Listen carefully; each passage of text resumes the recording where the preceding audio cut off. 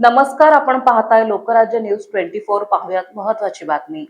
देशभरातील जगभरातील पर्यटकांचं आकर्षण असलेल्या पुण्यातील ऐतिहासिक शनिवार वाडा परिसरात आग लागल्याने अनेकांची धांदल उडाली। शनिवार वाड्याजवळील देसाई कॉलेज समोर झाडांचा पाला पाचोळा आणि झाडांच्या फांद्यांना मोठ्या प्रमाणात आग लागली होती। आगीमुळे धुराचे लोटही पसरले। आगीची माहिती मिळताच पुणे महापालिकेच्या अग्निशमन दलाची गाडी घटनास्थळी पोहोचली।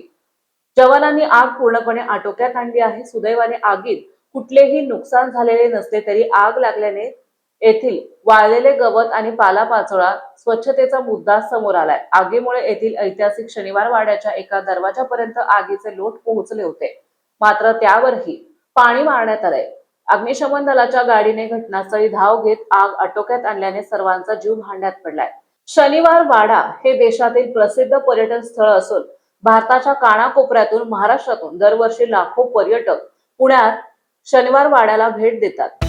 महाराष्ट्रातील महत्त्वाच्या आणि ताज्या बातम्या पाहण्यासाठी आजच आमच्या लोकराज्य न्यूज 24 न्यूज चॅनलला YouTube वर सबस्क्राइब करा आणि बेल आयकॉन प्रेस करा।